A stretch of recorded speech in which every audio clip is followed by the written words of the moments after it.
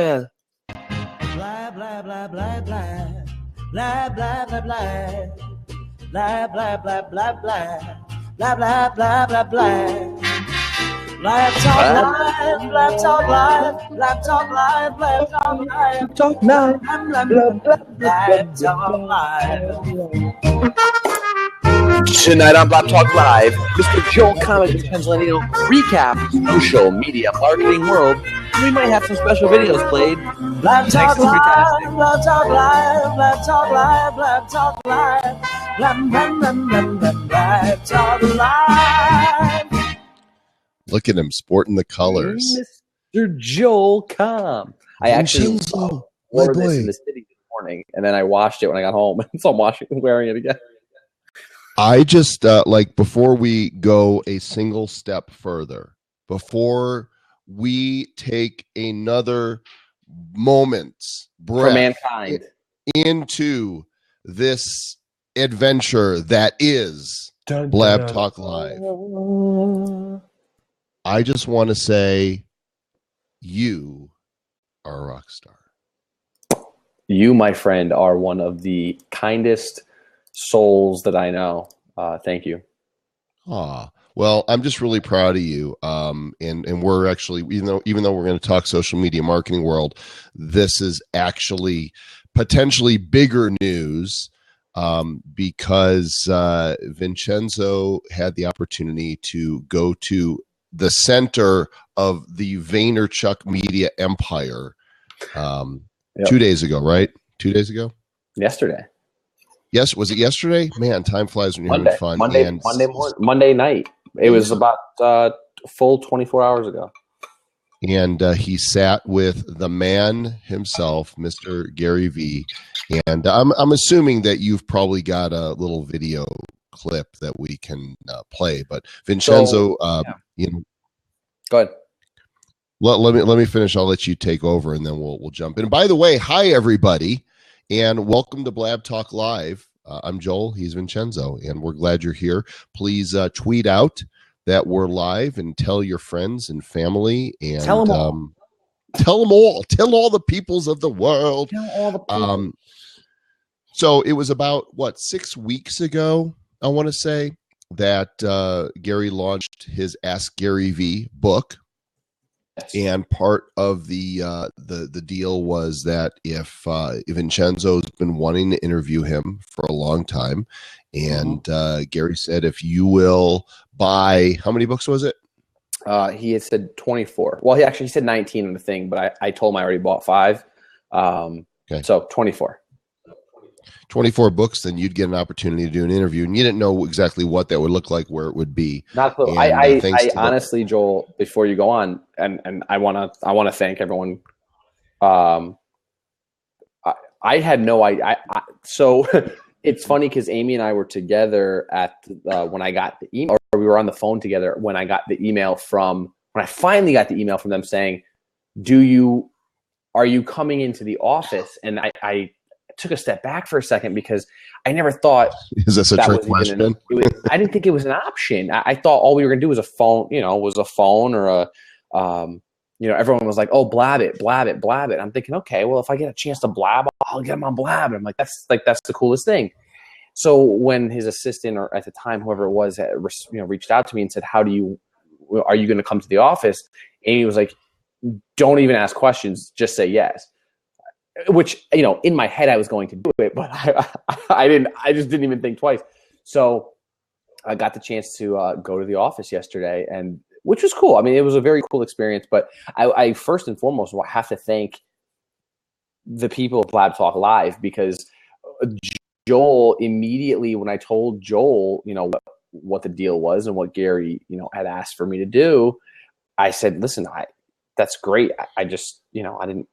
It was like $500 or something like that, and I have a little story to tell about that as well. But it was all of you who sent in $20 at a time to me. I bought the books. I showed Gary the receipt and his team, and you guys all got your books. So instead of just buying your books individually, you helped me get them on the show. And I hope that we have created, I hope that Amy and I create such an experience that you feel like your $20 was well worth it, because we did a live video. We did, yeah, there you go. We did live video yesterday on Facebook.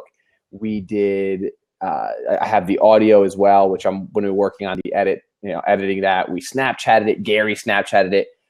Guys, listen to this. We might even get onto the Daily V. I don't know, but I know D-Rock was sitting right behind. You guys probably didn't see it, but D-Rock was sitting right next to me, literally with this massive camera lens, like in my face, shooting Gary. And for those of you that follow Gary on Snapchat, you were able to see, he was doing Snapchats from behind the camera. So I'm really hoping that happens. And I did crowdfund it, and I crowdfunded it through you guys, which is really cool. So Joel posted the video. It's 45 minutes. That's the entire video. I wonder on Facebook, am I controlling the video for everybody here, or is it independent for each person? I have no idea. I want to show another video anyway. So Amy made a video. I'm curious. I'm just curious about this. Like, are you seeing it about halfway through right now? I just see the play button, so I probably have to hit play. Okay. Yeah, so I'm just going to remove that then. Okay, let's see the video that you made. I'll let you do. Okay, I gotta grab her. Well, she's gonna send me the link. So before she sends me the link, I just want to say, like, it was really cool. And here's the thing: for like under $500, and I didn't pay. Here's the thing: people were like, "Oh, did you pay Gary?" I didn't pay Gary anything. I bought some books. I supported him. And I got him on my podcast, but I was also able to do the live and potentially get into Daily V and all that other stuff. And think about it. He commands about $60K per speaking engagement. I got him for half an hour. I mean, Amy and I joked. And for those of you watching the live stream yesterday, just before he walked in the room, I turned to Amy and I said, "What am I going to get? Like 37 seconds with him?" And India walks in and she's like, "You got like 20, 30 minutes." And I'm like, what? That's so free. So I did not expect it. I mean, the entire morning, Amy and I were sitting there going, like, how much time we're going to have? Like, let's plan for a couple minutes. Like, we don't know what we're going to have. And, and then to have them do we did a half an hour, almost on the nose, a half hour, I think a little more. And then some. He sat there and ate 3 yogurts in front of me, which some people were like, oh, that was kind of rude. I'm like, it wasn't rude at all. But he was totally like leveling. Like, there was no, I don't know. It was an awesome experience for me. So anyway, I want to show you guys this video. This is long, Joel. So I want to, I do want to jump to. Yeah, I think we're going to jump into about. Like everybody needs to jump to the same place. Is that how it works? So I would like everybody click on the line below the YouTube video and go to the 3-minute mark, and let's watch a couple minutes here of this. Just go right below, click the 3 minutes. No, I'll give you a second to do that. Yeah. Oh, I'm controlling. I'll play it. Okay, in that so we can watch. If you guys want, we can watch Amy, but.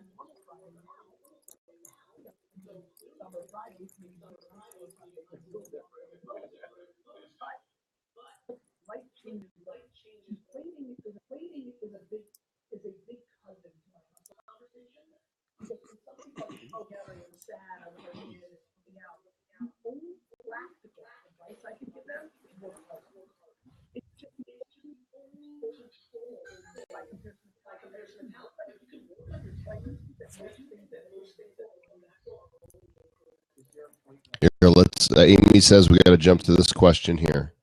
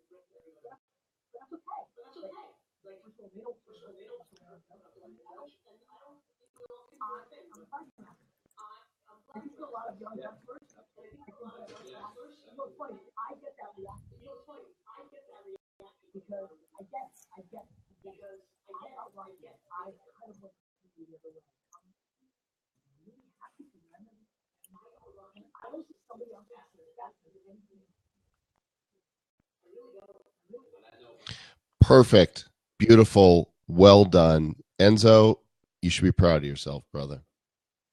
We are. We're proud of you. I am. I was really hard on myself last night. Amy and I went to dinner. We had an amazing dinner at Keen's Chop House. And I didn't even want to talk about it. This was actually the first time I've seen any of the interview or heard any of it. I did not listen to any of it after the fact. I did not watch any of it after the fact. For something that probably most people don't realize about me is I do not ever listen to my podcasts over again. I don't like to watch my videos again. I probably will not watch my panel from Social Media Marketing World again, ever. I have other people listen to it and give me feedback, but I don't like to watch and listen to myself. So I still haven't done it with this one. And yeah, so I was really exciting to see a couple clips from it. I can't thank Amy enough because Amy came, first of all, Amy flew into the city just for one night, pretty much not even a full 24 hours, and sat behind the camera. She was monitoring the audio, making sure Gary and I sounded good. I used a shout out to Rob here, Rob G, in the comments, because him and I have been going back and forth through Snapchat because of this. He watches BlabTalk Live, and he was helping me set up my H4n, my Zoom digital audio recorder, making sure that I had good sound there. And because of him, I opted for just a different setup, which is the one that you guys saw in the video, which is what Gary and I were doing. Sounded great. Amy was shooting video with my camera, and it was I can't thank her enough, honestly, because without her there, it would have been, I don't think it would have been nearly as great of an experience. So, she's a great friend, super smart, and what a wonderful cheerleader. She's fantastic. She's fantastic. Yeah. Way to go, Amy. And thanks, guys, for listening and watching this and letting us kind of talk about that for a little bit. So appreciate it. Amy, why don't you jump in here a second? Because I would love your perspective, since you were behind the camera, and I know it was an exciting experience for you as well. So feel free to. If you guys, for those of you that didn't see it, like, he was looking at Amy as if he wanted to pull her into the conversation. He did so bad. He really did. Like, he was trying to pull her in. I mean, at one point, I almost was like, why don't we just get her in? Like, that's what I wanted to do. But, again, I didn't know how much time I was really getting for anything. So, Hi. Schmidt Pants. So much fun. Hey, it was so lots much of fun. It was actually like way awesome that I wasn't part of the conversation. I just got to sit and watch this whole thing happening. At one point when I was filming, because you get started really quickly. He came in the room, and if you watch the whole video later, guys, I sort of threw in some Snapchats and like as much footage as I could about the whole experience of coming into it. He comes in the room, he sits down, he's ready to go, and sort of we just say hello and get started. And I just remember like a minute in, like looking at the viewfinder of the camera, just like so focused on that.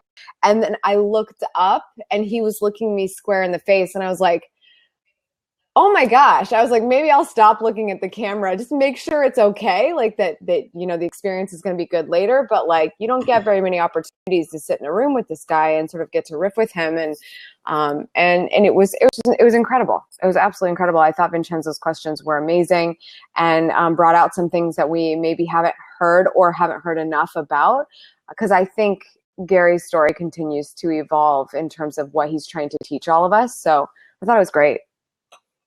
I mean, yeah, well, and he's just getting started. Oh, yeah. I mean, honestly, Gary's global takeover is I've never gotten so much feedback on an interview, because no one's ever seen me really record live, other than when I've done stuff on Blab, but that's different. Like, no one's actually watched, and I didn't get to interact and say things. So I was looking through over 400 comments or something like that on the stream.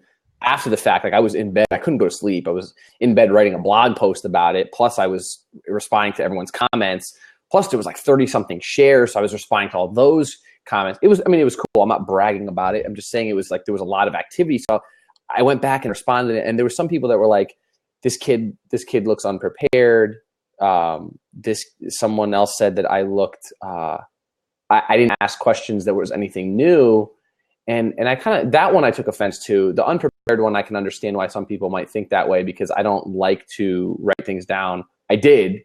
Amy knows I wrote things down, but I know that I asked things in a way that was different than he normally gets. Now, for people that are Vayniacs and that are total like Vayner Nation nuts, you've probably heard it before. I get it. But again, I was thinking for me, it was, and I talked to Joel maybe an hour before I went on the interview. I talked to 3 people before I went on the interview. Joel Comm, my very good friend Jason Yarby, and Brian Fanzo, aside from Amy. I mean, obviously Amy was with me all day. So those 3 people that are kind of very, very near and dear to me, Joel, Jason, and Fanzo. And they all said the same thing. They were like, just be you. Doesn't matter about downloads. It doesn't matter about who says what. It's for you, and get whatever you want out of it. So at the end of the day, I was like, I got what I wanted out of it. And for my listeners too, I mean, there's a lot of people that don't even know who Gary Vee is, which is shocking, because people are like, oh, you have to know who Gary. There's people that have no clue. There's people listening to my podcast who have zero clue who he is. And because he's been mentioned on the podcast before, and they're like, who? And so it was good for them to experience that as well. So it was cool. It was a great experience. It was a great experience for those that got to see the 15 minutes before the interview when Amy decided to run Facebook Live.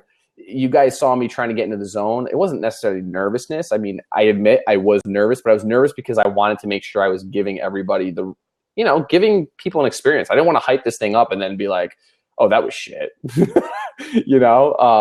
That's that. I wasn't nervous about Gary Vee, like being in the room, like, oh my God, I can't handle this.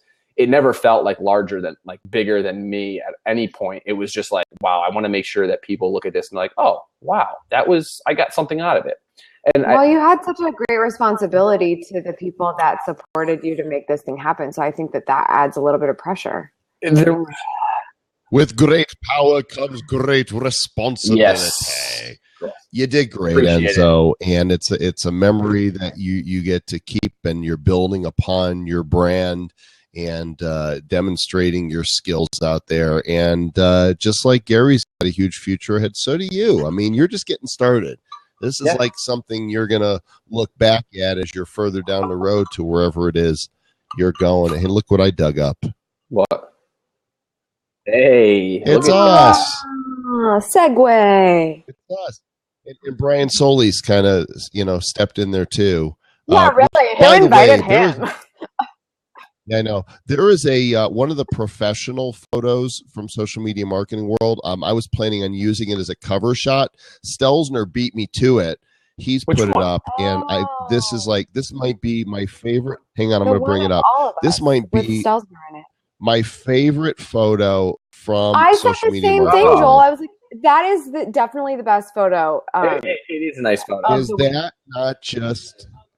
I mean, we're all just so freaking happy and laughing, and it's like you said something. You just said something, right? We're all so happy. I mean, we're not faking there. Oh wow! I just got an email from Gary. Speaking of, that was kind of cool. Yeah, that was cool. I just got a really cool. Anyway,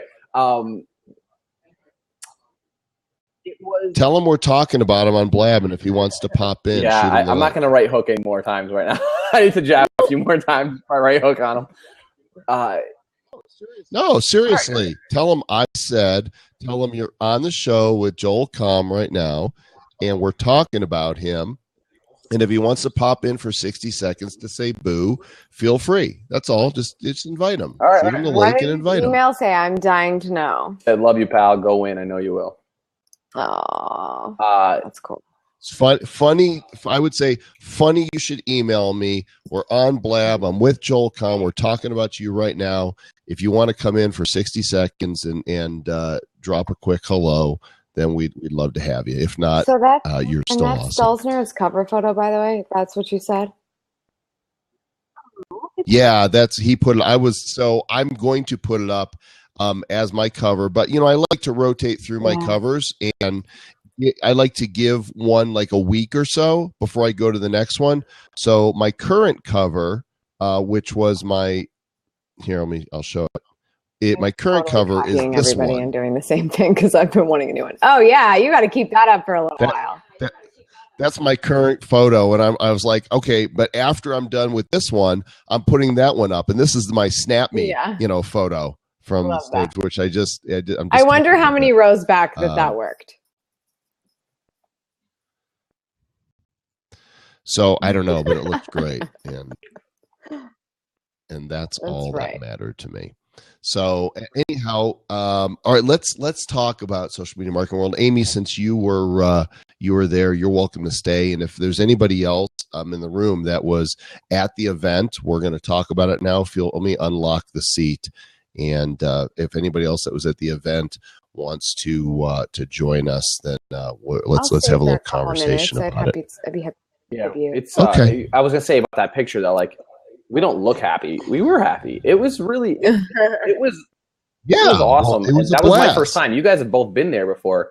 That was my first time at Social Media Marketing World, and I've been to plenty of other conferences. I've done the whole networking thing before, but there was something special about this event that really, and I'd love to, like Erin's wants to come in and she wants to talk a little bit, but I don't know. It was something special. There was something, and maybe it was because we've all built like these relationships ahead of time, and it was finally like, Joel, we've obviously met before, but Erin was first time I met Erin, and there was plenty of people. It was first time, but it was different. It was different, and it was a good different. This was year 3 for me. I missed the first year, and I can't imagine missing one. There's just such a family reunion feel to it. For somebody's making weird noises, and it sounded like a fart. I just want to say, I'm not sure who it's coming from. Look at Amy. She's like, it wasn't me. As though my mic. She's like, put your hands up, as though. As though I have a fart button that I'm pushing. It was before you, either Enzo's mic or Amy, and Amy's got her hands up as though she needs her hands to let one rip. Like it wasn't me. It might be like my microphone's like rubbing my jacket or something. That's awesome. Let me. I wish I would have grabbed some photos beforehand to pull up. Unfortunately, I don't think there's a way to embed. Well, I can't do it now because we got the room. But I wonder if there's a way to drop a photo album into a drop-in and stream through them. I don't know. But it started, the night before the speaker party. Which was a lot of fun. Which 3 out of the 4 of us got to go to. Maybe next year, Erin will be able to be a speaker. I know that she's. It was a lot of fun to do that. Of course, who wouldn't? Hey, I'm mad respect for that Snapchat filter game, speaker or not. You rocked it, Erin. I wish I wouldn't have screwed up the time zone part. I Oops. forgot that. Live and learn. Too. Yeah. So I had issues with my Snapchat filter as well, but it got straightened out. And the people at Snapchat, Vincenzo, you knew about this, and Erin, I don't know if you knew, Amy, but I messed up the geo filter. And I mapped the wrong side of the convention center. And I found out like the day before, and I wrote, and knowing that they were full, I wrote Snapchat support, and they were like, well, cancel the one you haven't put a new one in. And I'm like, if I cancel it, then. Vincenzo had the exact same scenario. Does anybody else hear that, or is it just me hearing that sound? Yeah, it sounded like it was you when you shook your head, but. Oh, okay. Okay. All right. Sorry. Oh, no, So, well, I'm gonna quit.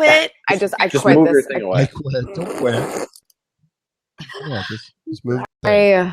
But they were fantastic. I canceled it. I said I put my new one in, and I mapped the whole convention center, which was twice as big as I needed, but I didn't care that I was spending the money because I had to have my filters on. And this is, of course, it doesn't look good on here because there's no background to put it up against. But I had one like this.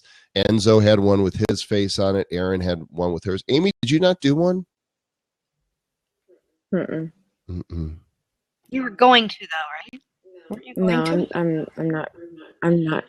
I just didn't get it done. So I have data. Enzo, did you look at your data? I did. I looked at it. I don't remember exactly what it was, but it was something like. Go ahead. Doesn't matter what it was really. Well, I'll share mine with you. The JC selfie was used 38 times, and it got 9,897 views for the 4 hours that it was up. 9,897, almost 10,000. Interesting. I think that's funny because.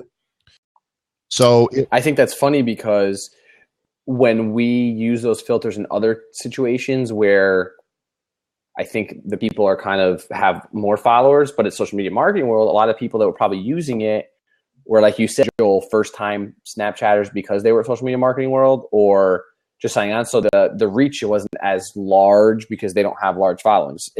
But the uses were, I noticed higher use rates than normal, like other filters I've run.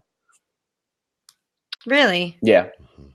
I mean, obviously, 3,000 marketers in one place. I mean, that's what I saw from. Right, but I mean, the number I heard was only 5% were on Snapchat.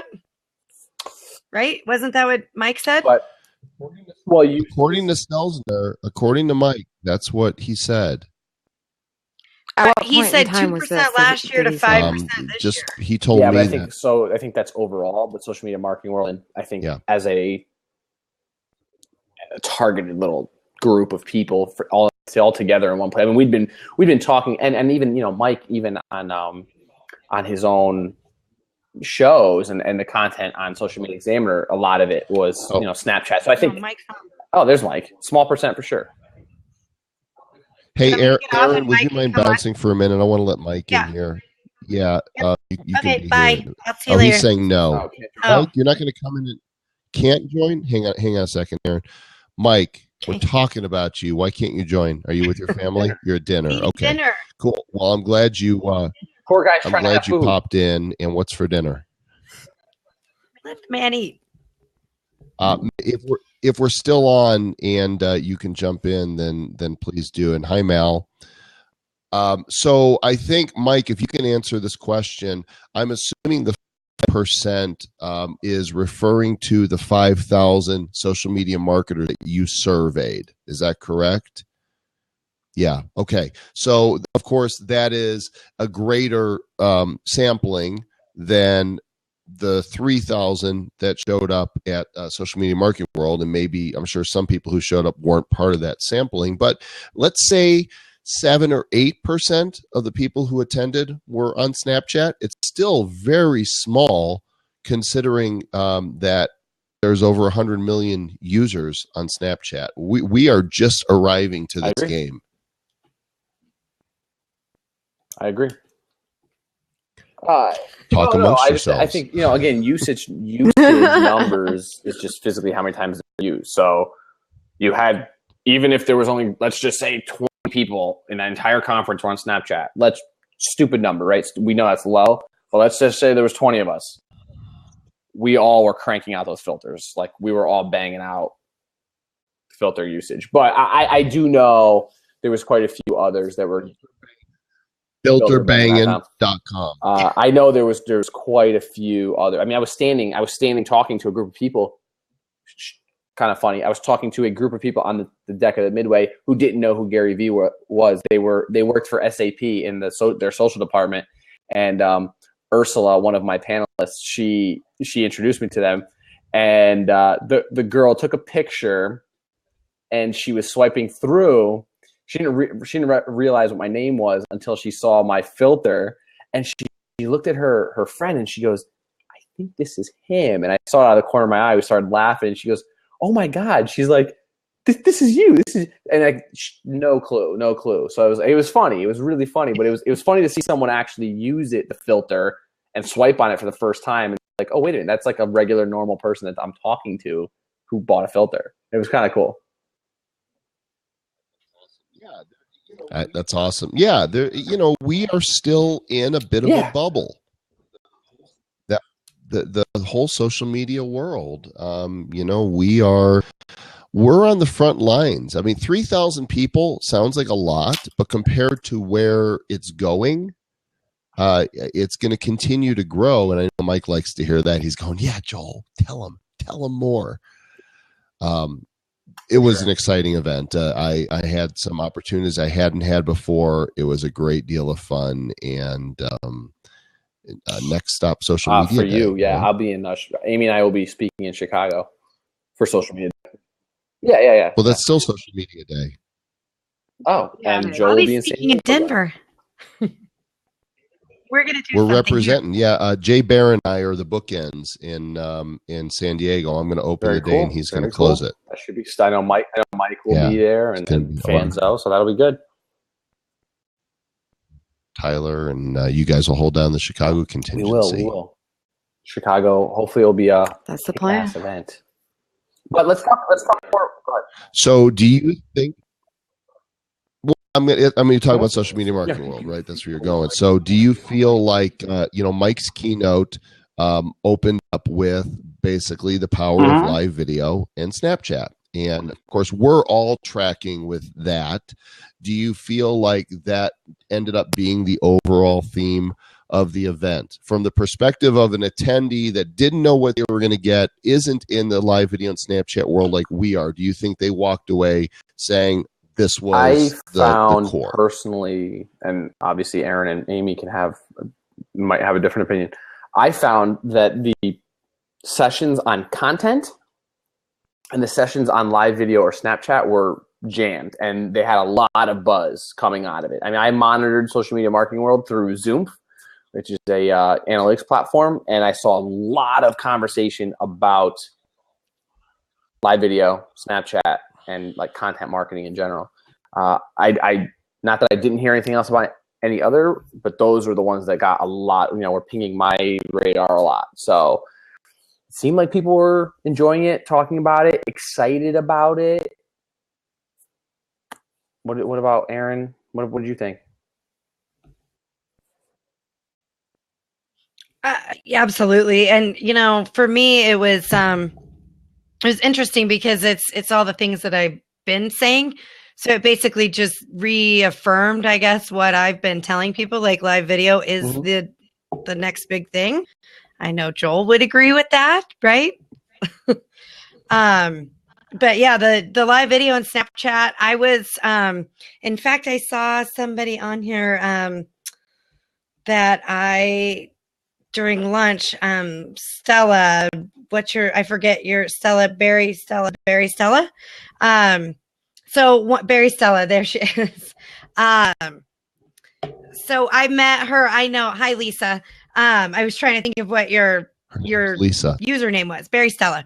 So, I mean, one of the things was like just sitting in the lunchroom. I can't tell you how many people I talked to that didn't know anything about Snapchat. And I sat down with them for like 15, 20 minutes and got them to sign up and start using it.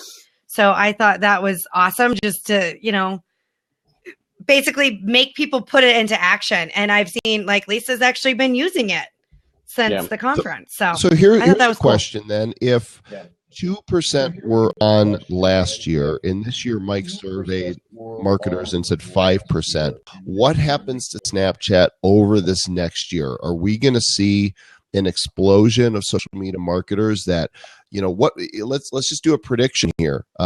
This time next year, social media marketing world, what percentage of attendees will be actively using Snapchat? I like that. Brand ideas there. 15%. That's where I was going to go with. 15. No, I still don't see it happening. I think I say 15%. I like that. 15, maybe 20, but I don't think beyond that. I think there's. What do you think, Amy? Amy? I think it's going to be low. I was going to say 10, like 10 Minute did, which is ironic. But yeah, I'm sorry. Like I'm still presenting on YouTube. It's still relevant. People are still not doing it. And the accessibility of Snapchat is even easier, and it's 100% mobile. And it's funny. I think the same excuses and reasoning for not experimenting with Snapchat are the same as any other form of video, live or not. So I still think it's going to be low.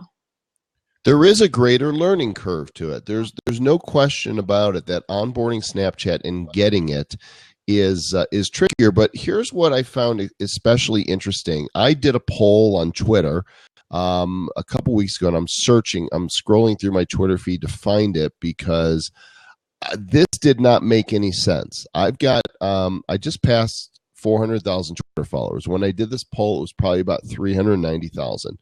And I'm going to find it because these numbers, they don't jive for me. And when I saw them, I was expecting something different at Social Media Marketing World. My gosh, I tweeted a lot at Social Media Marketing World. Holy cow, I'm just having to scroll through a whole lot to find this poll.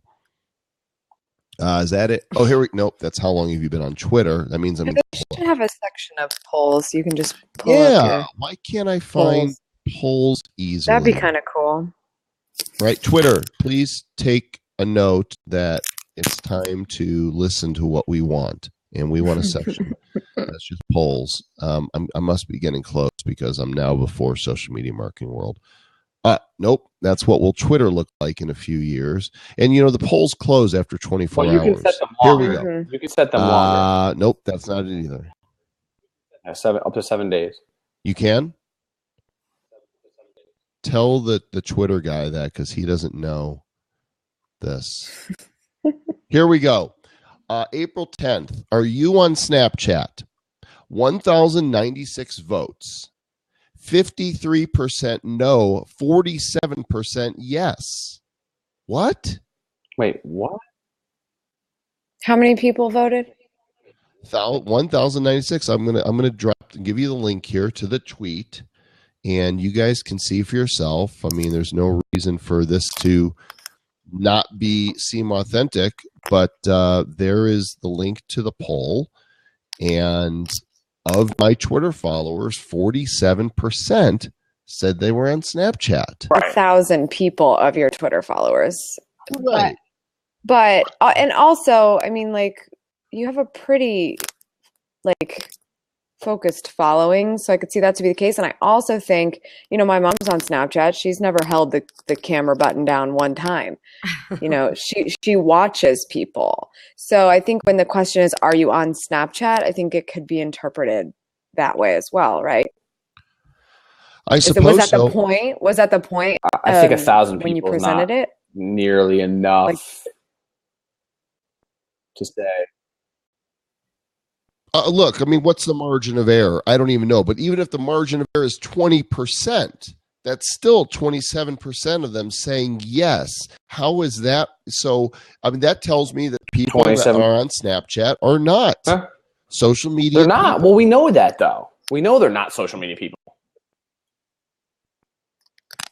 Absolutely. Why are they following me? See, Well, that's where the confusion comes in. Why are these people? Do you feel that your 400,000 people are strictly social media people? I'm saying, Well, obviously is not. that what you thought before? Oh, I don't know what to think. Okay. I don't know. I mean, they're all over the map. So, Joel, I think you should do a follow-up question that says, of the people that are on Snapchat, how many actually actively use it? Because I did that.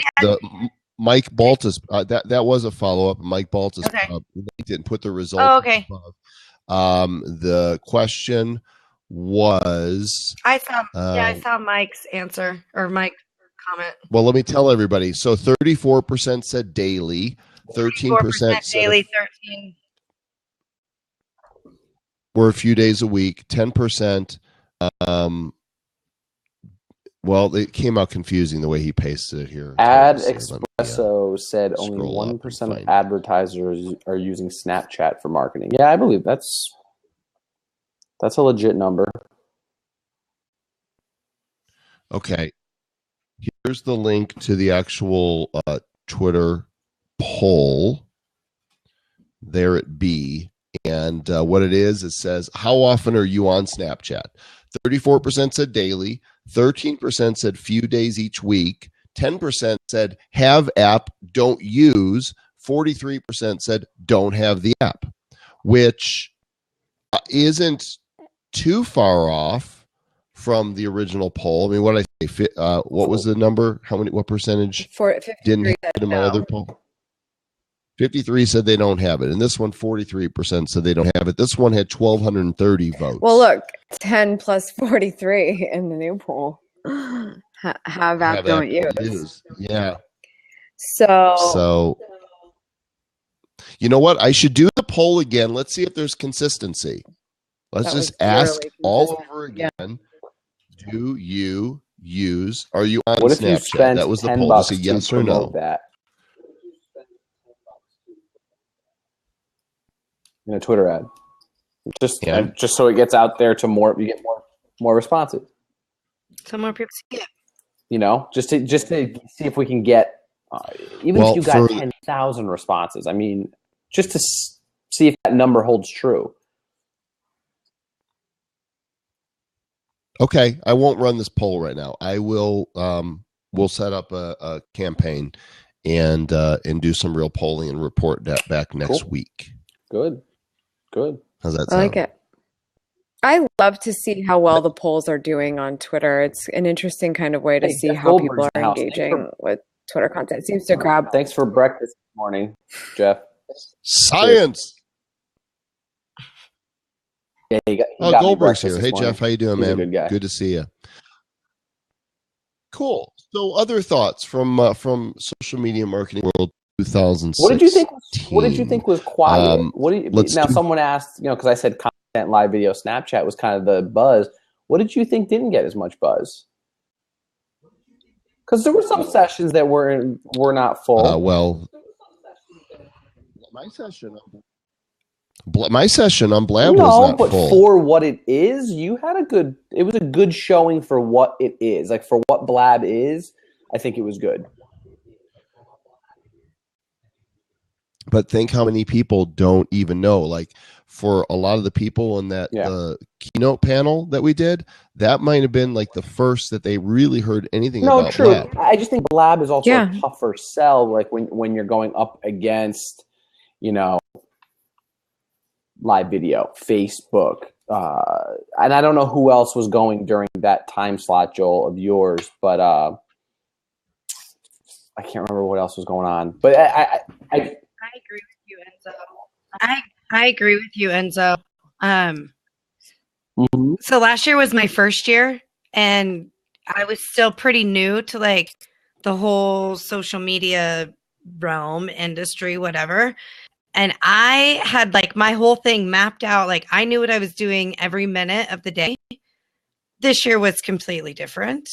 But how many people were new at the conference this year? There was a lot of new people.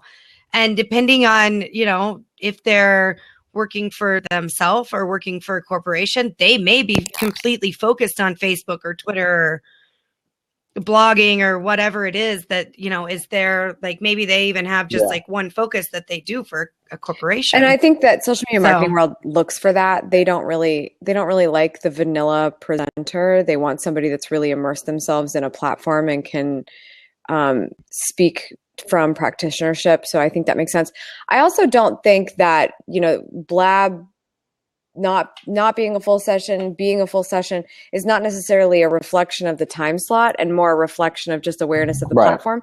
Because there's also sort of this discrepancy about people going to Periscope sessions.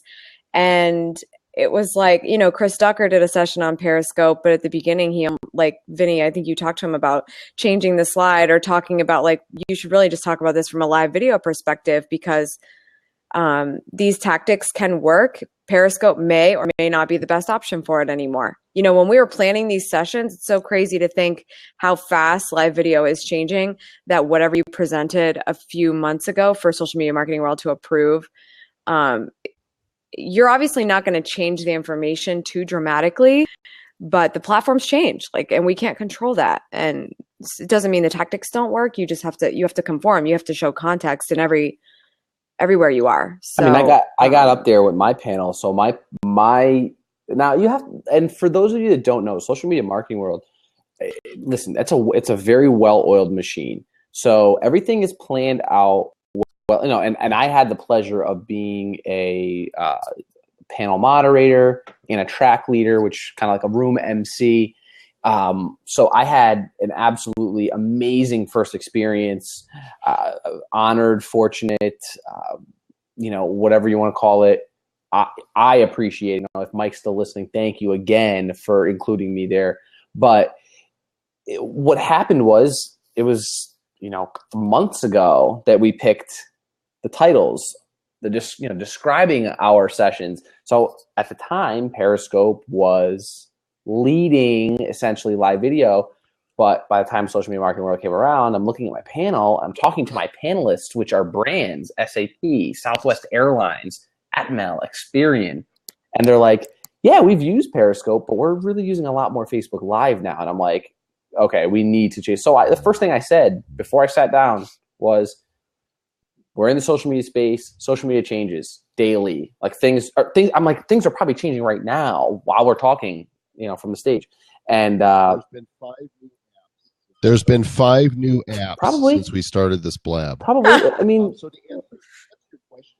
to answer your question, and you're right, I was up against Amy Porterfield, Brian Solis, Rebecca Radis, Ian Lurie, and Subi Zimmerman was doing a panel on Instagram marketing. Dan Gingiss was speaking. Chim Schmoyer, Martin Shervington was speaking. Good. Melanie Dodaro. There's so many sessions, and if I could go back, I mean, the title of mine was "How to Use Blab.im to Create Your Own Live Video Show." That's really not particularly compelling. Oh, it's very targeted to people who want to learn how to use Blab. It's not necessarily a bad topic. I think, again, it's just a topic that people some people are probably looking, what is Blab? Because if you think of the word blab, like, oh, blabbing. Right. You don't even know what, is a guy just going to talk? Like, right. People might not even know exactly what you're talking about. So there's our family photo for the people that were in the room that stayed to the end. We got a Blab family photo. Yeah. He's calling all the photos. He's like this monster of a guy. Oh wait, I have to find the other one. from the speaker party because you and I are standing in the back. Joel, see if I can multi-sessions. find I it. mean, this is the thing. 3,000 marketers. There's no way to do a single track in that type of event. It's just impossible to have a single track with 3,000 people in the room, different interests, different levels of interest, different skill levels, different experience levels. So you have to do something, you have to do multi-track. Now, I'm not questioning anything. I will never tell Mike how to do it because he runs a great event at all. So I'm leaving it at that. I think it's great from a content perspective to have so many things going on to choose from. But at the same time, the topics that aren't as interesting, Blab kind of loses out on that one. With everything else you just named was going on, I mean, Clearly. it's good. Clearly. There's no doubt about it.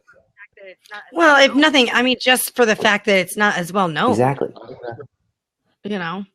It was great. There was a lot of support there. I was really happy about it, and I'm glad we got to do it. There's the group photo. Oh, there's Vincenzo looking down. The speaker party, and if you look all the way, is it flip flop? So all the way in the back on the left by the pillar, that's you, isn't it? Right next to it. No, he's in the front looking down at his phone. My phone behind Fanzo.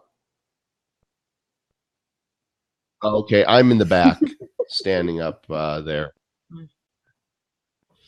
Oh, I see you. Mike, he had really a good fuzzy. showing. I think we were just talking about what the varying full rooms looked like. Yeah, the comment was directly towards the Blab room and saying like there were so many other things that were, I mean, let's face it, more interesting than Blab at this point in time of the year because Blab is still new and the majority of marketers don't know what Blab is. And if I was looking at, Joel, I mean, we were looking at the agenda, I'm looking at Blab versus customer service, which is very applicable. I'd pick Amy Porterfield or Brian Solis before me any day of the week. Well, that's not what it's about, though. I think it's the context of. Well, here's the thing: like, as much as I love YouTube, and I'm going to preach about YouTube all day long, and Mike knows that I'm a practitioner of YouTube, so I can bring that to the table. I still wanted to be able to let people know that there is information that I have to share that can be leveraged in other video forms. So YouTube wasn't necessarily in my title. It was about building authority with video, period. So I think, did I talk about YouTube? Yeah. And what was really interesting about your session was that the information then you bring to the table about Blab is so interesting. You even got the question at one point. Somebody said, "Is go to webinar shitting their pants or something like that, or go to whatever?" And that was hilarious because of the evolution of someone learning about Blab. They're like, "Wow, it does this and it does that and yada yada yada." Just like, wow, I should know about this platform versus the barrier to entry about thinking you should know it before you get there. Right. And I think that the number that was more important, and I just wrote it to Mike in the side, it wasn't about how full the session was. I was happy that people didn't leave my session. That was like the retention rate was more important to me than how many people showed up. I was happy that the people that were there that chose and said, oh, and Joel, I don't think anyone walked out during your session. So the ones that chose that and said, I want to go to this session, they were happy with what they got. And I think that was more to me as, someone who's running a panel. I was very happy that those that showed up and decided like, I want to go to this over, there were some other decent sessions going on too. Or very good sessions. I think there was a Snapchat session going on during my time. And I was a little nervous. I was like, oh man, everyone's going to go to this, that. I was concerned about my bounce rate. I'm like, people are going to come in and be like, oh, we're bouncing. It's this guy on stage. But that was really important to me. So I'm happy that people that selected, your session, Joel, my session, Amy's session, they didn't leave. Like that's a big deal. That means that you're keeping the people that are coming in and keeping them happy. Well, I've got to reference because it was such an honor and such a great experience. The Tuesday morning keynote panel, such fun to be able to moderate that and to watch the feedback. I took I had my 360 fly on a tripod right at the front and recorded the whole thing. And Mike said that I could, he said I could share 5 minutes of it because, people are paying for the content Yeah. and he didn't want the whole thing out there for free. I looked at the video. Why? I can't share it because, because there was two ladies sitting on the stage. And Oh, neither Kim nor Mari would appreciate the angle No, that of was the probably video. not I wise. watched it and I thought, oh my You God. know, I was actually thinking that during the session, but I wasn't even considering it for the video. Yeah, I That's a can't bummer. I can't use any of it. It's sitting right here on my desktop and I've looked at it and I was like, oh This is no. wrong. This is so Oh wrong. no, Mari and Kim. I mean, it's not like, I didn't like look closely, but I know just based on the angle, it's like it's not good. I can't use it. So perhaps what I could do, maybe I can use the very beginning where Phil introduced me before anybody sits down. Hopefully. Because it looks cool as heck. It looks so cool to be able to, to see all around the room. You could basically look and you could see the audience, or you can look up at the stage. And anyway, I can't use the video, but it was great fun, and I'm looking forward. So far, the feedback on all of our sessions has been extremely positive. So I'm hoping the surveys are still open. Twitters. The surveys, feedback forms are still open. Gotcha. Yeah, no, I'm talking about the public feedback. You're always looking for the criticism, at Joel Comm, why didn't you, or this was wrong, or whatever. And it's all just been fantastic. I do like so the I can't criticism. wait to see the. Well, you'll like reading your feedback forms then, because I think that's where they get. Yeah, I like and that's a good thing. I prefer it. I mean, that's the only way you grow, and it's the only way that you find out, what the heck am I doing right? What am I doing wrong? I grow when I grow when I eat. So speaking of social media marketing, and we were obviously talking about Gary Vaynerchuk before. Gary was the closing keynote, and I thought it was an interesting way that they did it. Marcus Sheridan, the sales lion. He wasn't the closing. That's day one. Mark Schaefer. Day one. Gary closed out day one with Marcus Sheridan, interview style, and so props to Marcus. Marcus did a great job, I thought, asking questions. I had talked to Marcus before the interview, and he said his goal was to ask questions that the casual Gary Vaynerchuk follower would be lost, which I thought was a cool perspective, because going back to what we were saying, like where people don't know, not everyone knows who he is. Marcus was like, that's fine. I want to go in depth on him for the people that do know him, and for the marketers that are interested in like what he does and his message. So that was a really cool way of doing it. And I don't know. I mean, Amy, we sat right up front. What did you think?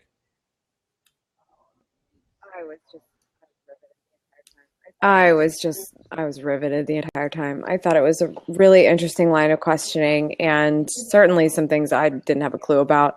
When you think about how he did 40 to 50 hours of research and was like digging into these like archives of things that have happened in the past, I thought it was great.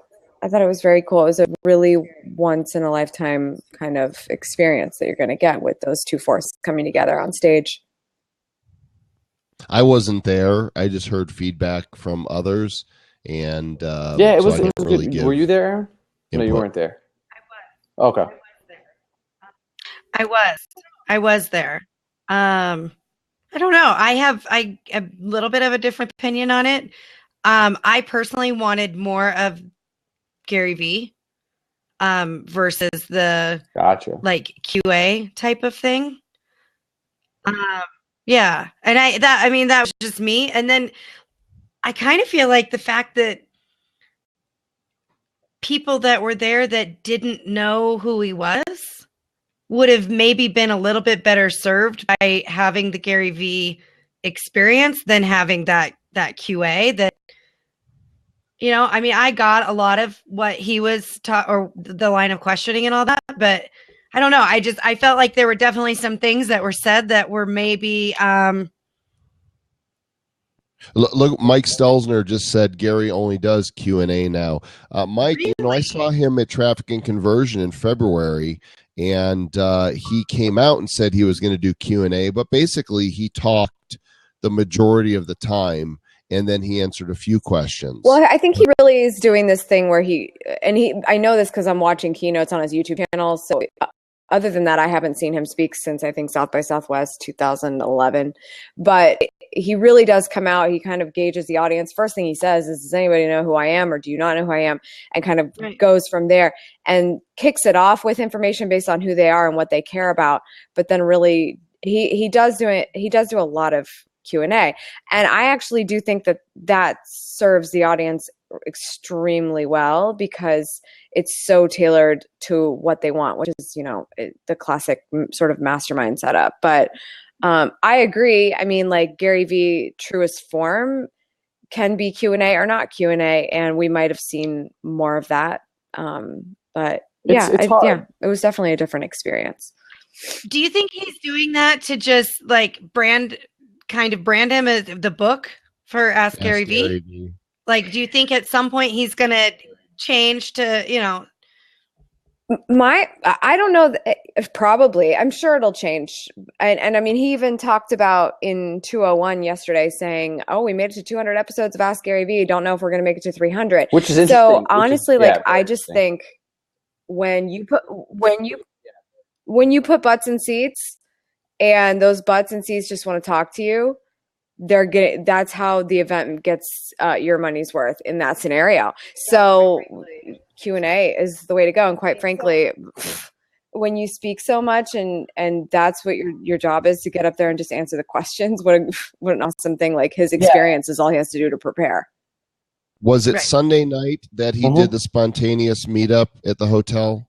Yes. We were sitting, several of us were there. We were, I walked in when it was happening and there was a mob around him. You would have thought that, Prince had walked in before he passed. Like, there was so many people surrounding him, like wanting to touch the hem of the garment. It was just an amazing thing. And we went upstairs inside the hotel and sat in the lounge. We were able to look down and see these people just wanting to get a glimpse, and it was an amazing thing. It went on for a couple hours or so. When you're someone that creates so much content, now you're at the point where people just want to ask you questions, right? So I think it's a perfect platform or a perfect method for him to speak now, because people have questions. People have different questions. I would hope. Mike has more. Yeah, I'm gonna pop out because I got an early meeting Amy. tomorrow. But I think Mike should weigh in on. Bye. Yep. Thanks, guys. Amy. Appreciate Bye, it. Amy. Mike, come on in. Ladies and gentlemen, Mr. Michael all that great. Fresh off his new headshot. Hey, Mike. See, Mike. See. So here's the deal. Gary specifically prefers to do Q&A. And he actually asked me to do Q&A. And he originally said that he could bring Katie Couric. And I said, no. I said, this is an event by marketers for marketers. And I would much rather not have a quote unquote celebrity when you are the celebrity in the industry. And I said, do you trust me? And he said, yes. I said, then just show up. And that's what I told him to do. Wow. And Marcus, I chose specifically Marcus. And I told Marcus that the audience is going to want to be able to talk to Gary. So, but Marcus had a particular objective going into this. And he was going to go to the audience if he felt like he needed to. And that's exactly what happened during the keynote. I will tell you that Gary was not on his A game. And I think those of you that were there noticed that there was something bothering Gary.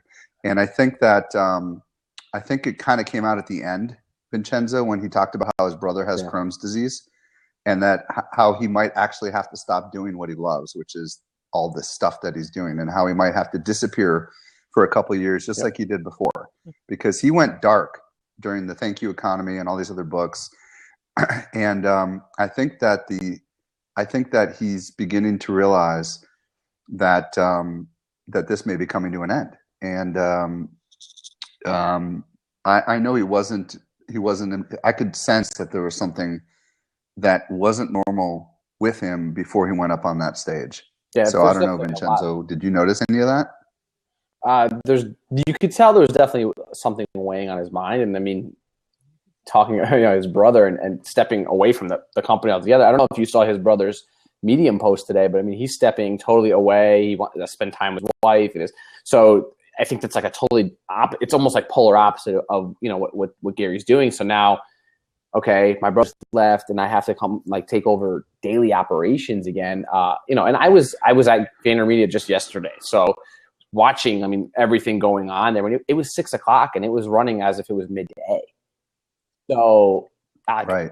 I can't even. I can't imagine. I'm thinking Gary running, every 10 minutes with meetings and doing this and that, and now maybe things have to shift a little bit, taking more of the realm or the helm of a company, or this big. It's a fairly large business, over 600 employees. That's a big responsibility to go back into, and now I don't know at what level he's been on VaynerMedia over the past, I'd say, 3 years, but now definitely gonna be taking a much larger role there again. So that has to be on your mind. Plus, I think with the launch of the book, he's everywhere. It seems like every day he's in a different city.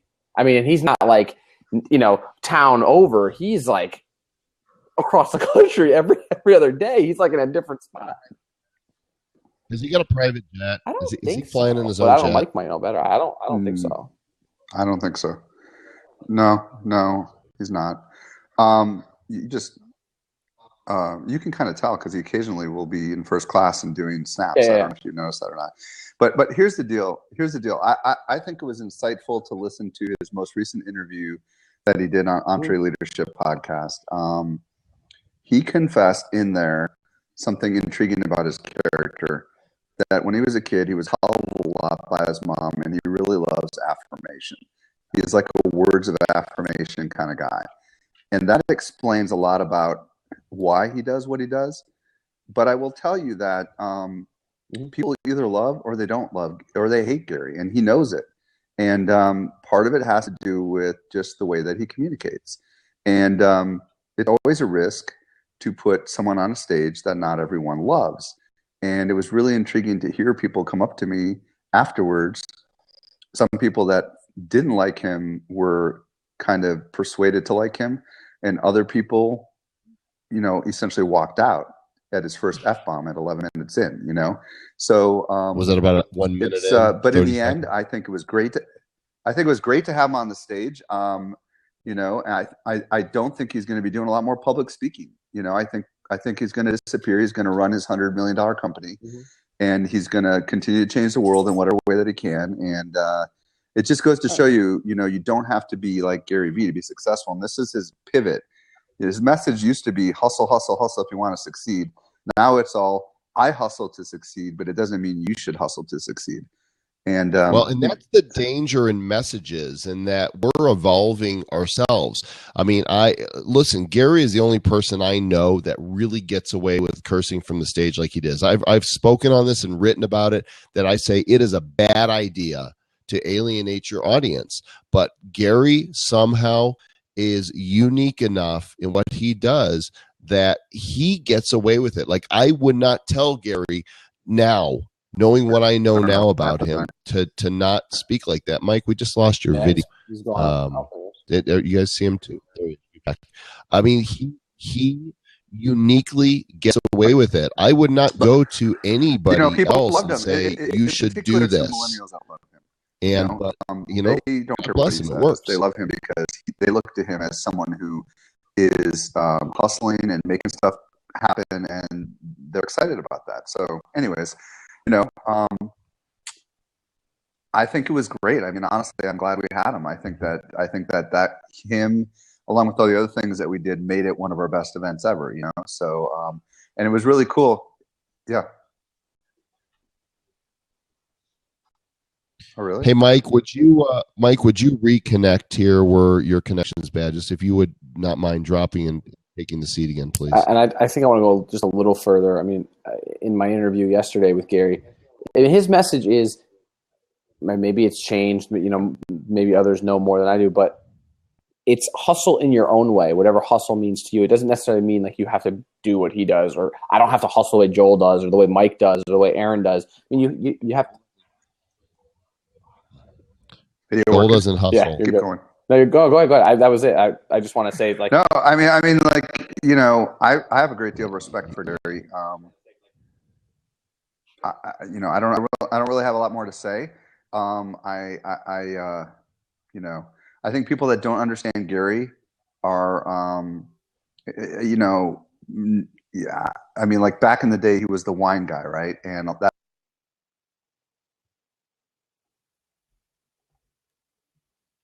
that's how a lot of people think of it. Yeah. Am I breaking up still? All right, I'm going to just listen. You guys too. Mike, we got to get you some bandwidth, bro. Oh, man. We got to get you some bandwidth, Mike Stelzner. You run the Social Media Examiner. Let's up that home bandwidth to business line, dude. Love you, Mike. Thanks. Thanks for putting on a great event. Type it in. I'd love honestly to know what was Mike's biggest surprise from Social Media Marketing World, like what Joel Carlson just asked, because that's an interesting question for anybody, but especially the event creator. Yeah. Well. Yeah. Well, I'm thrilled to see the growth of Social Media Examiner and the event. The industry needs an event like this. And I think that the best is yet to come. And maybe next year I'll be able to stay on such the a boat. big venue. Yeah, I mean, that's what's interesting about that is that we were talking about this one night while we were there, and again, that was my first Social Media Marketing World, so I hadn't seen it. I didn't even know that it was in smaller venues, but I had no clue, and as large or as like vast, like there was people spread out between 4, 5, 6, 7 hotels depending on where they were staying, and then the convention center is huge, but still it felt like I felt like I walked in and I'm like, hey, I know you. Like it was just very, very intimate, and maybe that was my experience because I've spent the past year and a half getting to know people offline, online. Joel, Aaron, Amy, many of us have. Many of us that are here using Blab probably have spent more time experiencing people offline.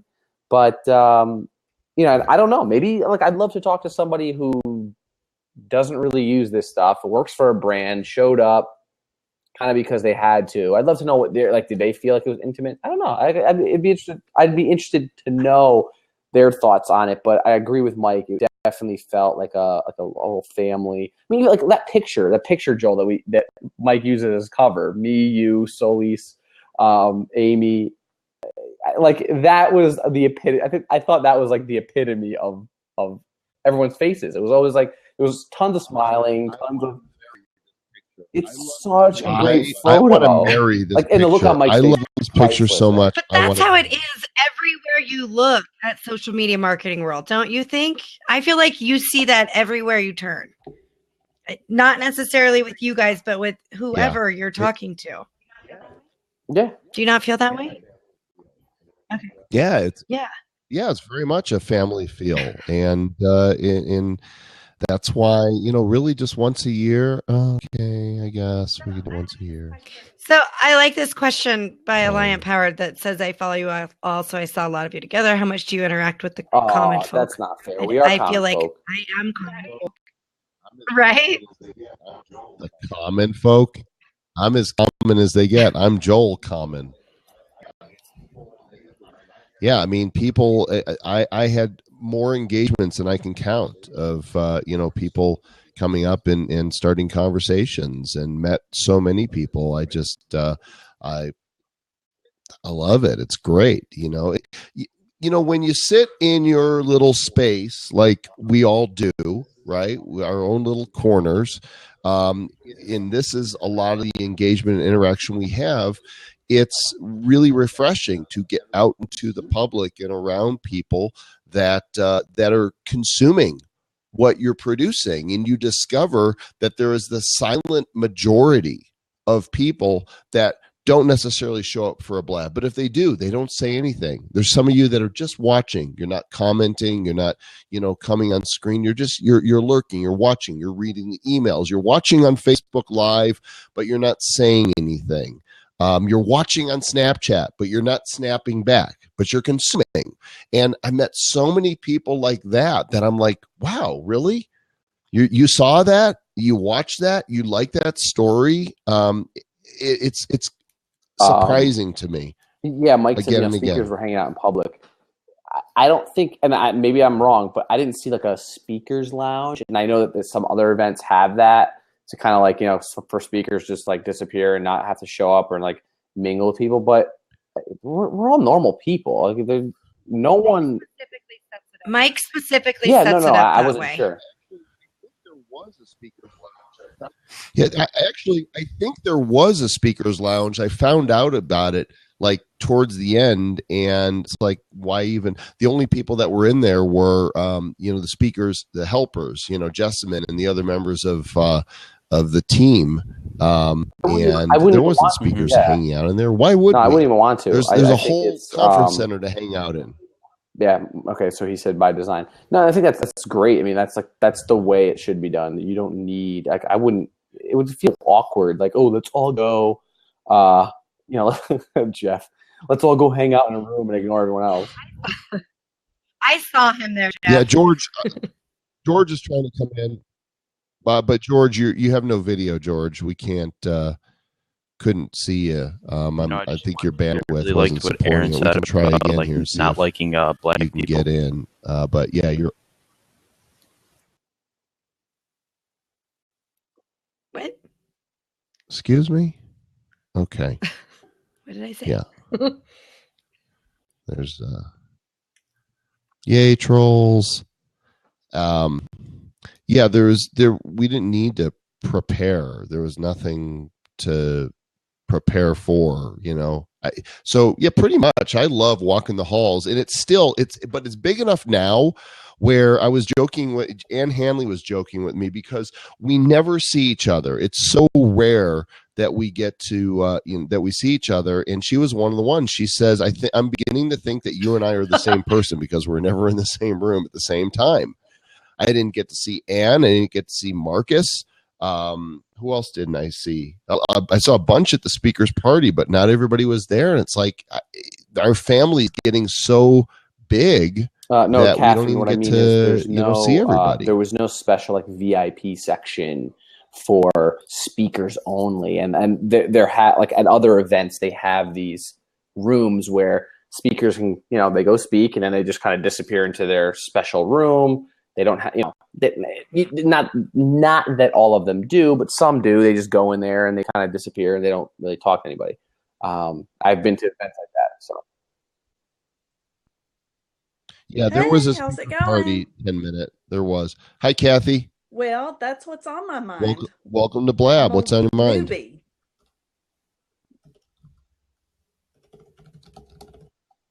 Yes. Okay. Tell us what you do. You're an artist. that's good. Yeah. Yeah. Oh, well, I've worked a lot in my life. You're my kind of when I was person. like 15 years old, but I ended my career, at 40, and then I had to jump back in and work some more. But now I'm semi-retired at 57. So, but I'm new to Blab, and I'm just trying to kind of understand it. So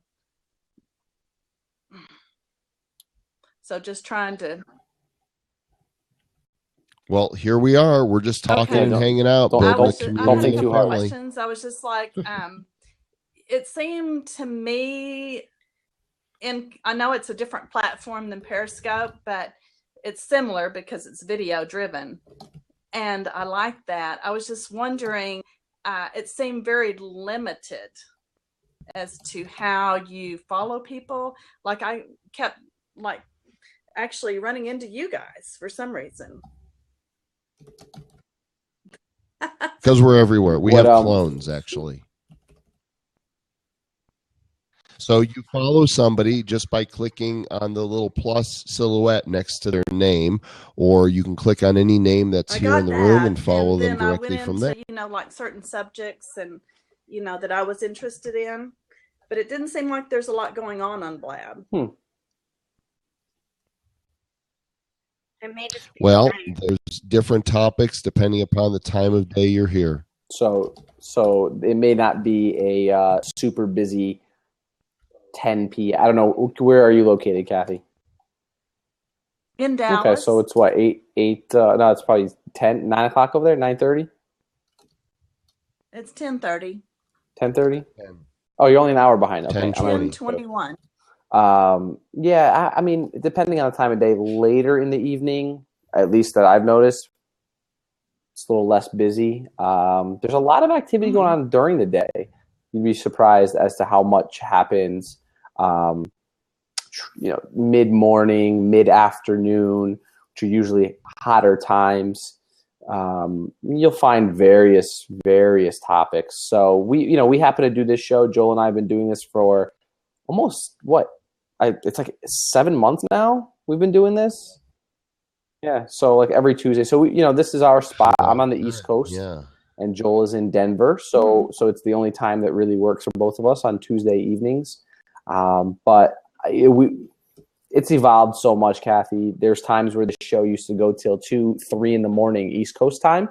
And we learned that the audience, once the newness of Blab wore off, there was less people having just blabs that went on forever, like we used to do. So now we like to stick to, what'd you say? What'd you say, Joel? We were trying to do this almost every night, Kathy. That's how exciting it was for us. Wow. Yeah. But now we're just once a week. Well, I was really excited when I found it. I haven't actually done the Google Hangouts. Good. You probably won't have to ever. Yeah, I probably won't have to ever. No reason. You don't need to. And Aaron, where are you at? Well, Kathy, we're glad that you're here.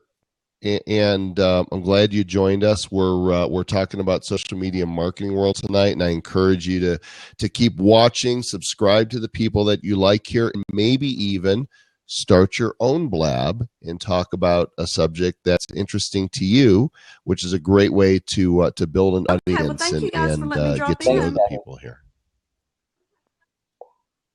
Everybody prop bomb Kathy. Prop bomber is see, you're getting all the love here. Aaron, that's a prop term. Just really quick. Yeah. I'm actually in Denver as well. Oh, lovely. Well, I'll visit you because marijuana is legal.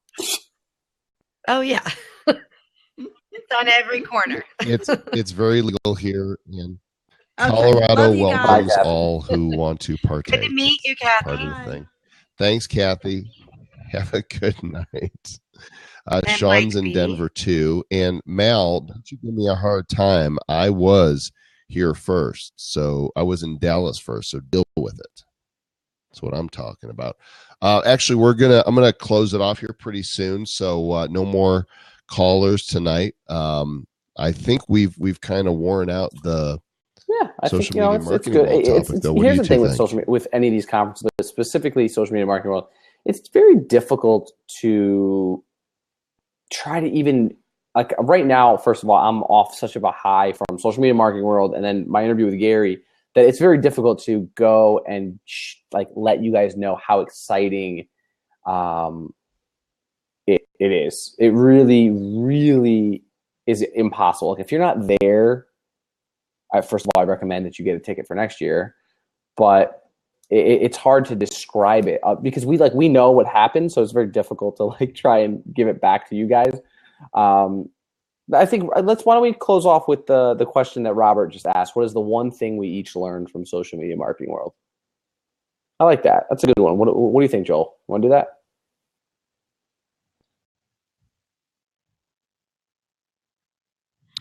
It's not the first time I've been asked this question, and I actually had a hard time coming up with an answer, because the theme of social media marketing world really was live video and Snapchat, and we're the pioneers. We're leading the charge on it. So I think it was new for a lot of people.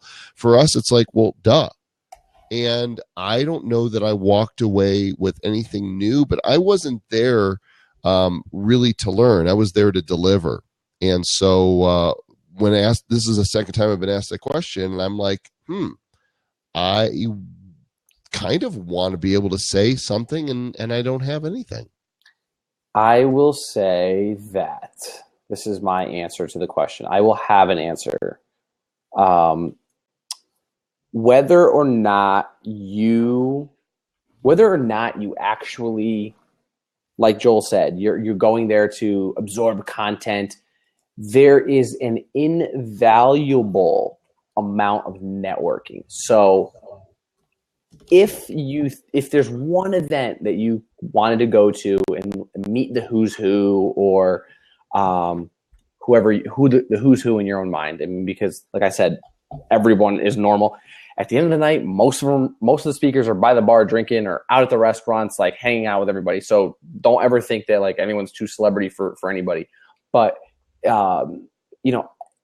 go open your mind to networking with people. Don't think to yourself like, this is going to come across wrong, but just hear me out. At Inbound, a friend of mine asked me what I was doing, and at Inbound, Joel, remember we hung out. It was like me, you, Brogan, Kramer. We were all like, I don't know, we were hanging out whatever after one of the sessions, or after one of the nights, and this friend of mine said, "How come you didn't invite me out?" Blah blah blah blah blah. And I looked at her and I said, "Well, you were too busy running around from session to session that you didn't even take a second to network." And it was actually thrown in my face, and I'll never forget this. But it was thrown in my face, well, you just like to hang out with all the cool people. And I said, no, it's not that. It's called networking. So if it means I'm going to skip a session, but I get to hang out with that speaker later on at night and get what I want out of it, not just what he prepared in like this canned presentation, I win. And that's, I'll never forget, because actually this person and I haven't spoken since then. Because they were so like offended that I didn't invite them to these different parties I was invited to, but I got invited to them because I was networking with the people. And so I would say that when you go to events, be open to networking, and you'll learn a lot more, because you'll have the opportunity to get in front of the people who you revere so much, right? Like people that are like, oh my God, I want to talk to Joel Comm. Well, Joel Comm's presented, put a presentation together. He may not answer your question, but how cool is it to go and have a drink with Joel Comm later on? Because, I guarantee you, if you sat down and wanted to talk to Joel Comm, he would sit down and talk to you. There's so many other people. Please. Yes, Joel likes red wine, but there's so many others. I'm using Joel as an example, but there's so many other speakers, and there was great talent that wasn't speaking at the event. Like, and that's like the weird mindset that some people that go to events. They're like, only the speakers are the important people. And it's like, no, because there's plenty of people that aren't speaking that are freaking ridiculously smart. I made so many contacts, potential business, potential clients at the event. I met brands that are here in Connecticut that I've reached out to in the past and never got a response to, right?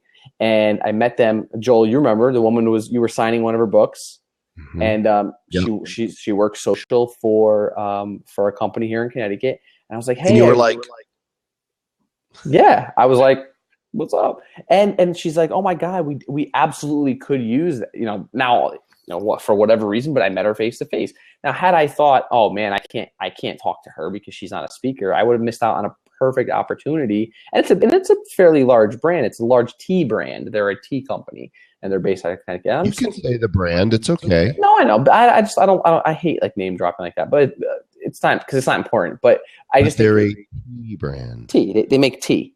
They make tea. But like what I'm saying is that you don't know who is mingling the hallways. You don't know who goes to the party. Like, if you just got kind of going with this one track mind of, I have to go to the sessions and I have to meet the speakers, or I have to meet, And the other thing I learned too is don't, because I did this the wrong way at Inbound.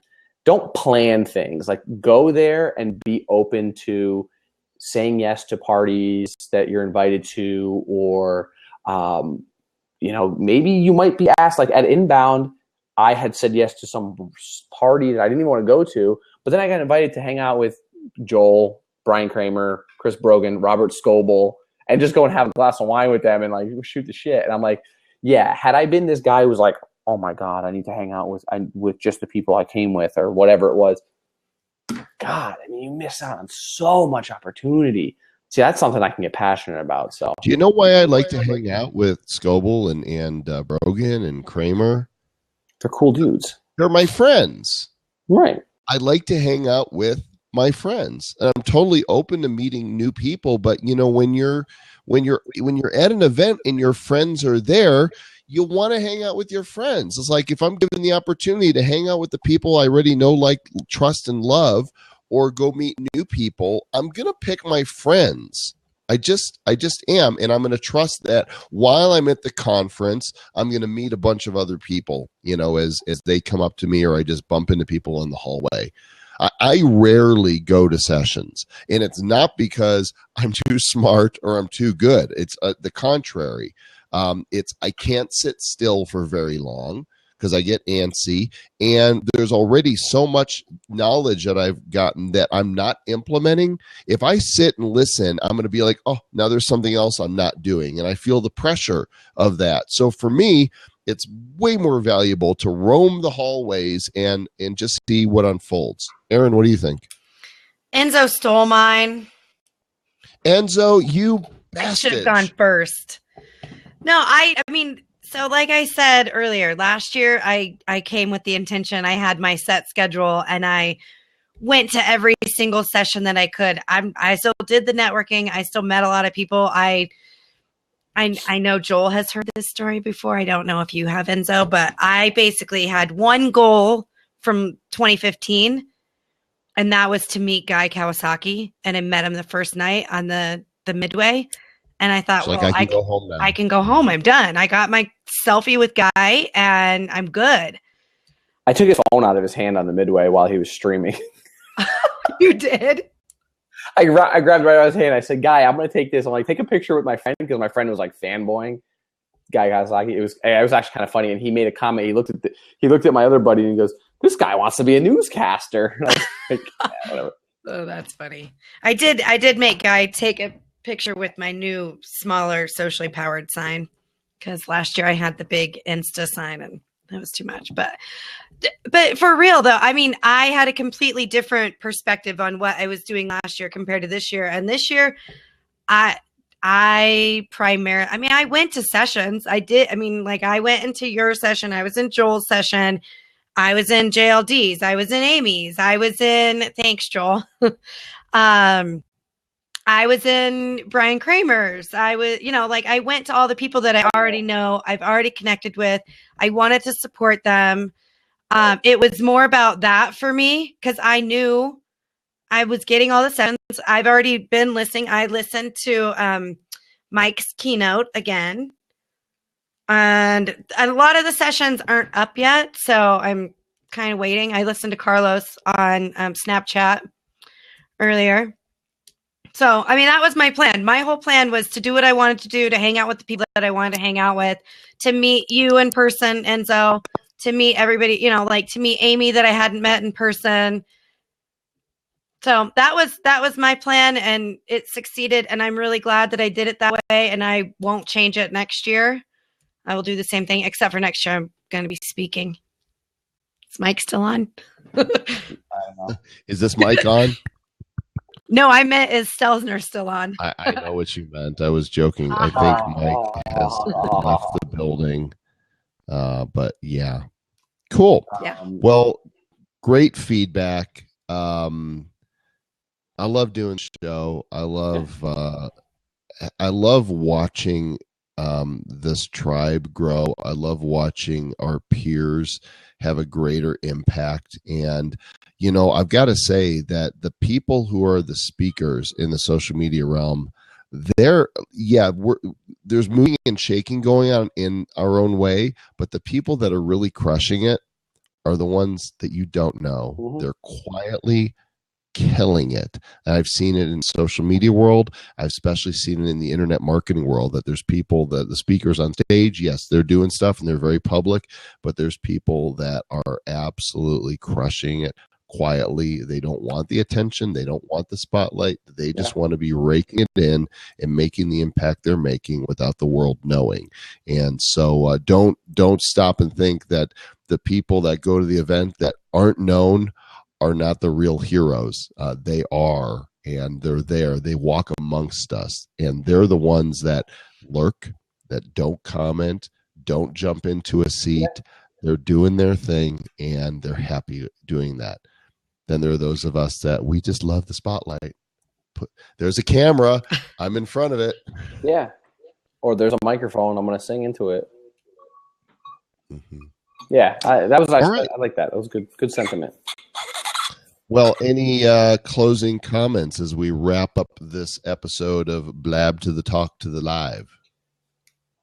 Just want to again thank everybody here that supported me personally in my venture for Brand Boost Podcast. So thank you guys, because really yesterday wouldn't have happened without a lot of you. And thanks to Joel for your support, buddy, old pal, and Aaron as well. You guys have been super supportive, so thank you. And that's all I want to say. Well, you know what they say: if you can't be an athlete, be an athletic supporter. Aaron, any groan? She had something important to say, and now she's like, never mind. I mean, it's like, what could I say that could follow that? Aaron, do you have any shows scheduled? Be an athlete. Be an athletic supporter. Aaron, do you have any shows? Can we say Thursday night? Let's say Thursday night. Let's just do it. Oh, you don't have a Blab schedule? No, so, I'll go guys, schedule it after we hang up. Subscribe to Erin, and she's we've been consulting, and she is going to be starting the Erin Sell Socially Powered Hour. I just made that up. Yeah, please give it a better name. My name in the okay, that's fine. I like it. You call it whatever you want. I don't. And I will be, after delaying twice for very legitimate reasons, the link for the upcoming Blab Joel Com show with my guest Forbes Riley is coming up. When is it? It's a week from now. It's next. What's the 4th? Whatever day the 4th is. Wednesday of May. It's Wednesday. Yes. Okay. And Blab Talk Live will be back next Tuesday with a new topic. Yes, May the 4th be with you. And for those who don't know, May 5th is a big deal. Anybody know why? It's Joel's birthday. Damn straight. It's Cinco de Mayo, and they throw a big party in regions of Mexico and also the this part of North America every year to celebrate my birthday, when I will be turning 52. Cinco dos. We drink. Yeah, you're gonna drink some vino, right? Of course, I'm gonna drink vino. Good. I can't wait. Of course I am. Are you gonna be going out for your birthday? I don't know what I'm doing yet. I honestly, I don't have plans yet. I'm figure out what's our topic for Tuesday the 3rd. I don't know. We'll talk about it. We'll figure it out. And if you guys want to suggest a topic, go ahead, suggest. What should the topic of next Tuesday's show be? Go. Yeah, we kind of pick randomness for our topics, like depending on the day or the week and what's going on that week. Like, I'm sure somebody will change something, or a new app will come out and it will give you something to talk about. Oh, by the way, speaking of apps, Robert Scoble just posted that apparently the kids are using this new app called Talk Show, which I just downloaded. Of course, Brian Fanzo is there already. Scoble's on there. Sean Purry is already on there. And it looks like it's public texting. I don't know that much about it yet, but if you guys want to... Talk show? Talk Show is the name of the app. It's iOS. I found it. Scoble posted about it. It's at talkshow.im. It appears that there's a public text line happening right now that Scoble has started. It's like it looks like a ongoing chat. So it's like room. Reddit. Yeah, I don't know what it's like yet. I haven't looked. He started one that's called VR, and I don't know yet. I just pulled it while we were chatting, so you guys can go check that out. And maybe I'll start a talk show. That's what I'm going to do right now. Joel, I'm shocked that you don't want to talk about Musically. I love Musically. Musically are you is. on? I am, but I haven't done anything yet. Shocking. Have you seen mine? I saw yours. It's quite funny. Okay. Anthony Conklin's using it quite a bit. Yeah, here's the thing. I'm trying to figure out, like, Speak of the devil. Is Anthony. I'm just trying to figure out, like, there's way too many things. I can't get it to stop. I'm just having fun with it. I mean, that's how I approach everything. Is I'm not like going, all right, how am I going to monetize this or whatever? No, I get that. I'm having fun. Like, for me, somebody said, Joel, this is made for you, and I finally tried. I'm like, you're right. This is totally made for me. It combines my innate video skills with my love for music and dramatic lip syncing, and I'm surrounded by kids on it, so I'm basically there to ruin it for them. It's what you do. It's what you do best. What I do. All right, gang, gonna wrap it up. Maybe we'll talk Musically more next week. Aaron, thanks for joining us tonight. Appreciate you. Thanks for being had. Everybody who's here, Vincenzo. I always want to say that when everybody says, or they say, and whatever. Mm-hmm. Now, how come you didn't show up as a user on here? On which? On Talk Show. Now, I wonder if Talk Show. Did you connect your Facebook? No, my Twitter. So, I didn't connect Twitter to it yet. I connected Facebook because with 400,000 followers on Twitter, I would see all kinds of people that I don't really know. And so what's your name on there? I'm Joel Cohn. I know, but you are Enzo. But I'm wondering if it's Vincenzo Landino, but I'm wondering if I should do just Enzo. I don't see you. Where do I find my profile? There it is, upper right corner. Yes, I'm just Joel Com, and I have no heart. Oh, there's Amy. Apparently, I have no heart yet. Amy's on it already. Amy's on yours. On whose? Enzo's. You're on Musically. We're talking about Talk Show. You're so last week, Aaron. Keep up. I'm trying. I'll tell you what. Maybe next week we'll explore a few of these new apps, Musically, Talk Show, and maybe something else. Since we're kind of over Anchor, right? Yeah. No. I mean, I haven't been using it obviously as much as I was in the beginning. I still think Anchor can be relevant. It's just there's way too many apps right now that are clogging the space. So it's just app fatigue. Gary talked about Anchor this last week. Gary's usually on he's not front lawns. He waits until things are starting to move, and he just talked about Anchor, and he instantly got like 6,000 followers on it. And I thought, okay, if Gary's on there, then it's very possible that something could happen. So I went on Anchor. It had been 18 days since my last Anchor, and I posted, "Can Gary V single-handedly make Anchor a thing?" It's had 103 plays, and there's 43 replies, which is probably the most replies I've ever gotten on an Anchor. Mm-hmm. Gary enters the conversation, and I just deleted Anchor.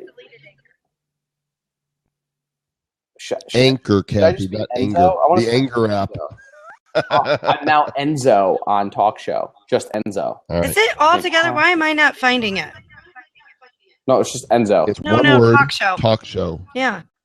Go to talkshow.im on your desktop if you need to, but it is in the App Store. And it was when I typed talk show, it came up as the, let's see, one word. It comes up 1, 2, 3, 4, fifth maybe one that's down. right. And it looks like this. Found it. See, there you go. All right. What do you think, Vincenzo? Next week, maybe review some of these new apps. And Erica, we can't even answer that question yet because it's so new. We don't know. Yes, I should be consistent, but I want Enzo because it's just cool. Plus, it's easier to be like, I'm Enzo. Yo, I'm Enzo. What's up? I'm also Jolzo. I'm also not fully sold on the platform yet. So On which? talk show. So like, why I don't. Oh yeah, no, I'm not. We just downloaded it. How couldn't you be? But you know, maybe I should be Vincenzo Landino. You're right. Just to stick to all of my consistent branding. You have a long name. What's your middle name? Miguel. Miguel Vincenzo Miguel Landino. That's a mouthful. That's that's a lot. See, Aaron and I got it figured out. We got 8 letters between our first and last names. It's like done. Well, between Amy and I, we have like a lot. Long What's Amy's middle name? Marie. You should know that. I think it's Marie. I don't think I actually ever asked. You need to find that out. Marie's a total guess. I don't think it is. But still, Schmidauer is like freaking long. Yeah, but it's not as long as her nickname. True.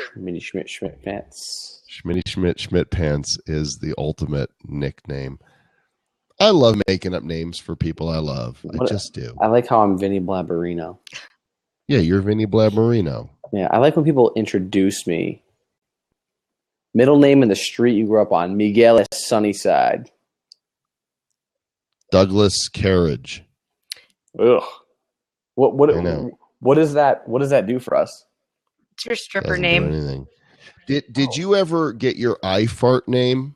No, what is that? Well, I'll show you guys. So there is everybody gets an iFart name, and I'll give you the link. This will be how we close it out. So you guys go to this page here, and everybody go find your iFart name. There you go. Mine is right now. It is. Mine is Dr. Thunder. Everybody go to the website I just linked, and here, let me pin it. There we go, because that's more important than... I am Squeezy Footer. I'm Butt Thunder. Oh, really? Yeah. Crusty crapper. I can't pin it. Maybe you can, Vincenzo. It's like I pinned field. I pinned it. Okay. Did you pin the tail on the donkey? I pinned the tail on the Crusty Thunder. Let's see. You guys type your names in. Let's see what you are. Amy is Dirty Stinker. Oh, that's lame.